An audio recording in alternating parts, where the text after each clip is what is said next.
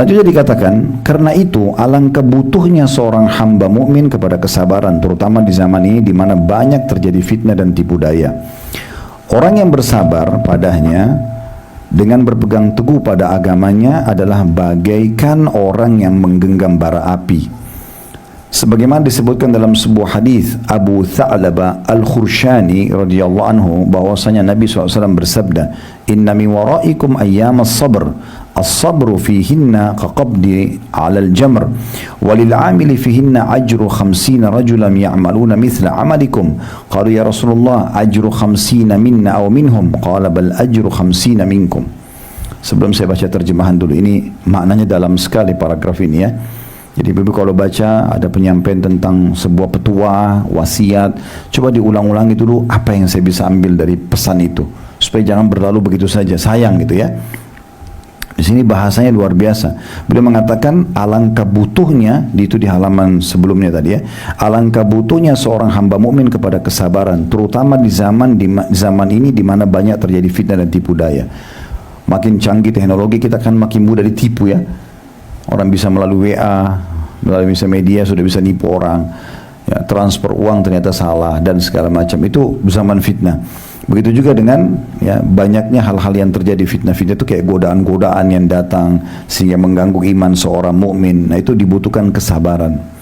Nanti akan kita lebih dalam bahas, tapi saya kasih sekarang bocorannya. Sabar itu dalam 3 hal Bu ya. Sabar dalam 3 hal. Yang pertama, sabar dalam mengerjakan ketaatan. Jadi untuk ibu datang majlis ilmu seperti ini, sabar duduk gitu. Memang sabar.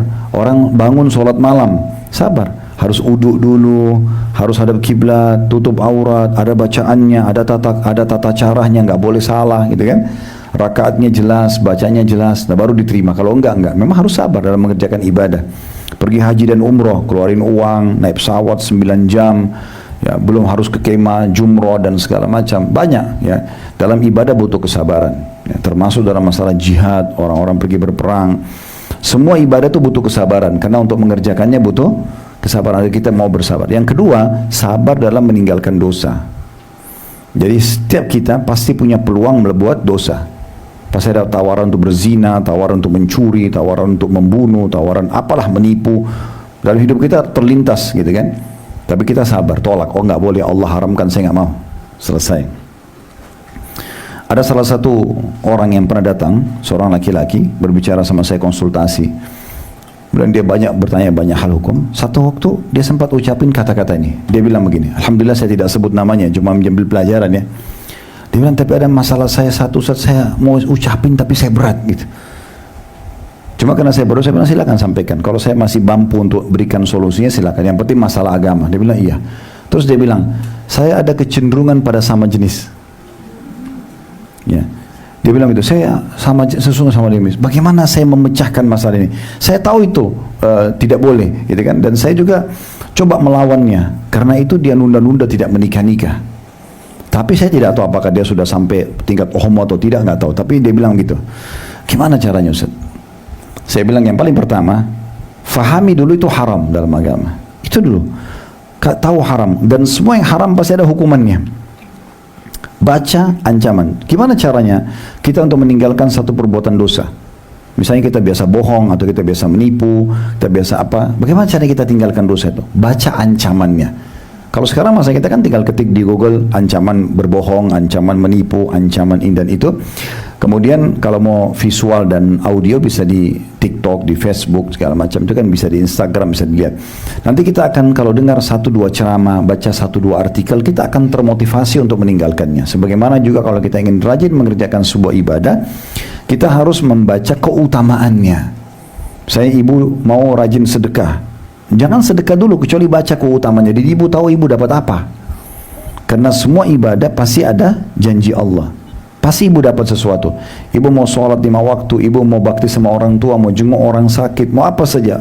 Semuanya baca dulu keutamaan. Tinggal ketik di Google keutamaan bakti sama orang tua, keutamaan sedekah. Baca sebentar aja, 5 menit.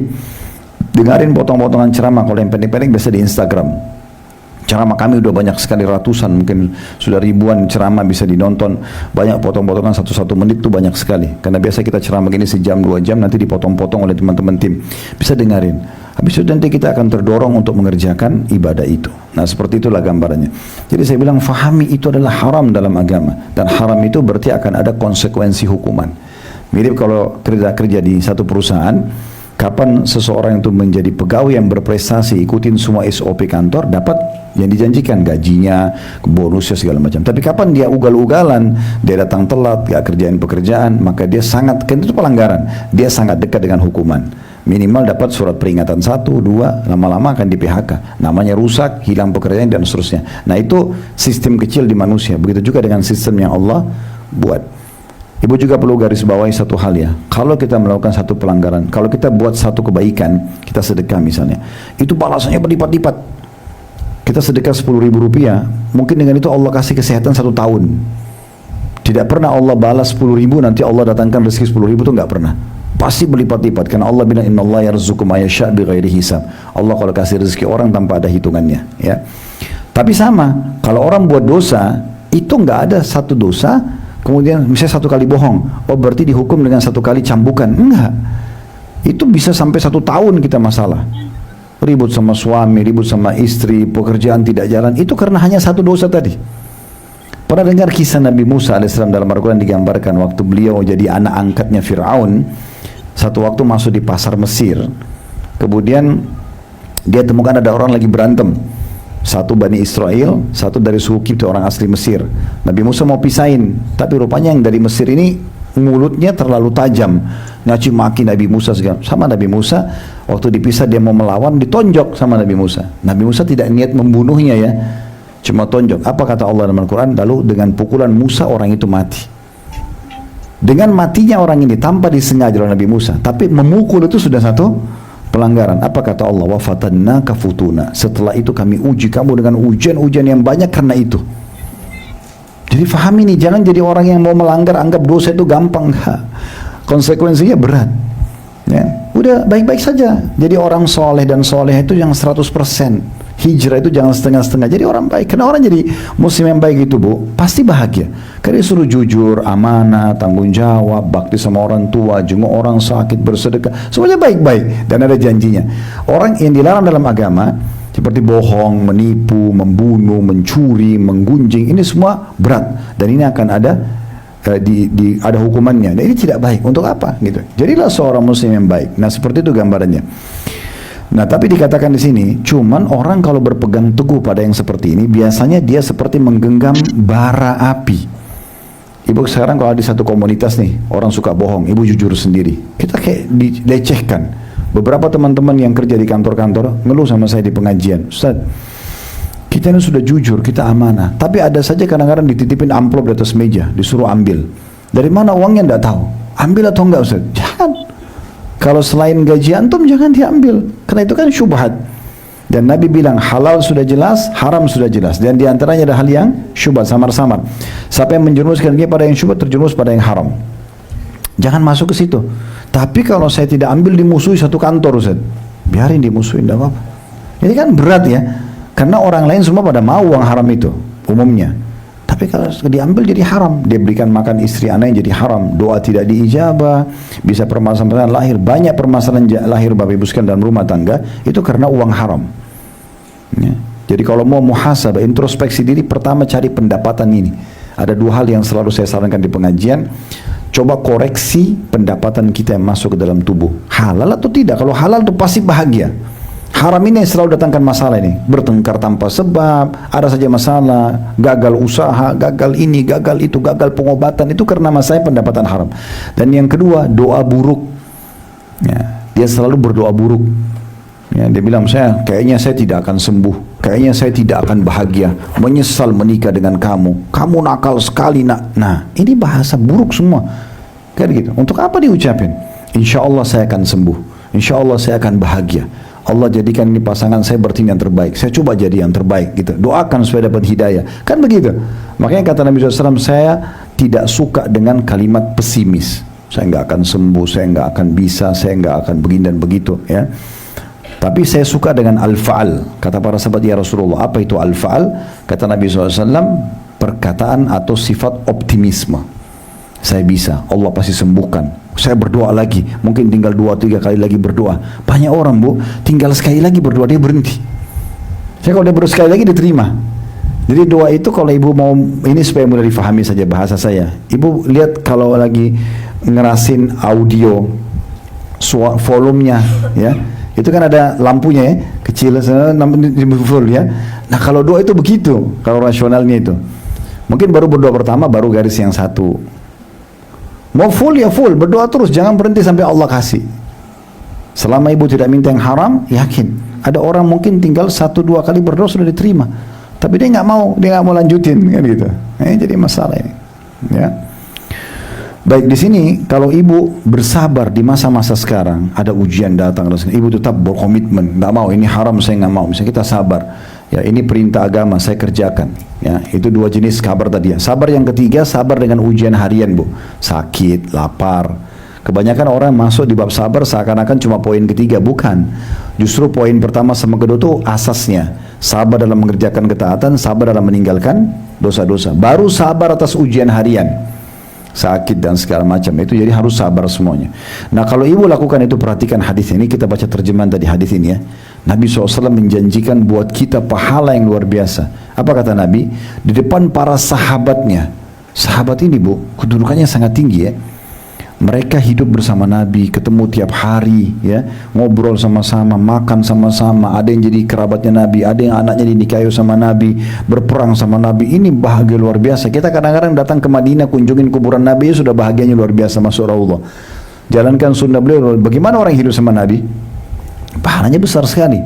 Tapi khusus orang yang sudah setelah Nabi meninggal datang yang kayak kita begini, lalu ibu bisa sabar dalam ujian-ujian, mengerjakan ketaatan, komit menjaga terus sholatnya, jaga terus tutup auratnya, jaga yang diperintahkan, tinggalkan yang dilarang. Setiap ada godaan, oh ini haram, dan saya nggak mau. Apapun negosiasi saya nggak mau. Syaitan manusia jin saya nggak mau. Ini haram, nggak boleh zina, nggak boleh riba, nggak boleh segala. Ini haram, saya nggak mau. Selesai. Mau mereka bilang so alim apa terserah. Pokoknya ini haram. Dan kalau ada ujian harian tadi kayak sakit apa, ibu sabar. Konsultasi pada ahlinya. Yang lain tidak usah disampaikan. Udah nikmati prosesnya. Maka apa kata Nabi SAW? Sesungguhnya ada hari-hari di mana sesudah kalian nanti, maksudnya sesudah kalian para sahabat Nabi ini ya. Sesudah saya mati, sesudah kalian juga begitu ya. Kata Nabi, di mana menghadapi masalah dengan bersabar dalam hari-hari itu bagikan menggenggam bara api. Orang yang beramal di dalam hari-hari itu tetap mau kerjakan ketaatan walaupun dalam keadaan sulit ya, cuaca panas, cuaca dingin, banyak godaan teman-teman, kerabat, tetap ibu sendiri tutup aurat, yang lain semua tidak misalnya, tetap ibu komitmen kerjakan ketaatan. Ada godaan untuk negosiasi, berbuat dosa, ibu tetap sabar, nggak mau kerjakan. Apa kata Nabi SAW? Orang yang beramal di hari-hari itu, di masa kita sekarang, mendapatkan pahala 50 orang yang beramal seperti kalian. 50 sahabat, coba bayangin. Kita buat satu amal di masa sabar, lagi ada ujian, lagi ada masalah, bukan malah curah sana sini, sujud minta sama Allah, minta agar Allah berikan kesabaran. Yakin fa inna ma'al usri yusra, di setiap kesulitan pasti ada kemudahan. Perhatikan Allah gunakan inna ya. Inna ini dalam bahasa Arab namanya harfut ta'kid, pemastian sesuatu, kepastian sudah terjadi. Allah ulangi, inna ma'al usri yusra. Pasti kata Allah setelah kesulitan ada kemudahan. Tidak mungkin, ibu kalau ada ujian nih, ibu yakin ada garis finishnya. Sebagaimana ada start ada garis finish. Tinggal sabar nggak lalu ini nih. Nikmatin nggak prosesnya. Lebih ditunggangi nggak sebagai kendaraan kehidupan dan mendekatkan diri kepada Allah. Nah seperti itu. Kalau ibu bersabar, ibu dapat pahala 50 orang sahabat Nabi. Ini luar biasa. Ya, perhatikan, sahabat itu penasaran. Si Abu Tha'lab al-Khursyani mengatakan begini, wahai Rasulullah, pahala 50 orang dari kami itu dari mereka. Mereka pikir, maksudnya kok bisa dapat pahala kami? Kami ini kan siapa gitu, sahabat-sahabat Nabi ya. Maksudnya mungkin anda masukkan pahala 50 orang antara mereka. Kayak misalnya di sekarang ini ada orang yang sabar, berarti dapat 50 pahala orang di antara kita. Kata Nabi SAW, bukan. Bahkan pahala 50 orang dari kalian. Itu saking besarnya pahala bersabar. Makanya syaitan nggak mau ibu bersabar. Digoda terus, dikobok-kobok supaya jangan sabar. Minimal keluhkan, keluar mulutnya keluh kesah. Semua orang disalahin sama dia, atau penyakit disalahin, atau kejadian disalahin.